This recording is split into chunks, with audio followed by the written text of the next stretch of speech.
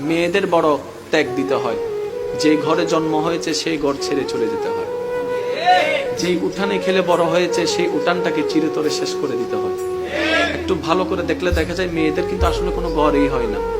বাবার কাছে থাকলে বাবার বাড়ি, স্বামীর কাছে থাকলে স্বামীর বাড়ি, ছেলের কাছে থাকলে ছেলের বাড়ি, নিজেদের আসলে কোনো বাড়ি হয় না। মা জাতি বড় অদ্ভুত। আমি মাঝে মধ্যে ভাবি, আল্লাহ যদি মা জাতিকে সবরের পাহাড় না দিতেন, পৃথিবীতে সংসার শব্দটা টিকতো না, পৃথিবীতে পরিবার শব্দটা টিকতো না। সবার কথা বাদ দেন, আপনি আপনার মার কথা পাবেন, দাদির কথা পাবেন, নানির কথা পাবেন। আমাদের মা, আমাদের দাদি, আমাদের নানি যে ত্যাগটা দিয়েছেন, যে সহ্যটা করেছেন, ওনারা যদি অধৈর্য হতেন আজকে কারো পরিবার কিন্তু ঠিক থাকতো না। সেজন্য আল্লাহ পাক তাদের অন্তরকে ধৈর্যের পাহাড় বানিয়ে দিয়েছেন। সুবহানাল্লাহ।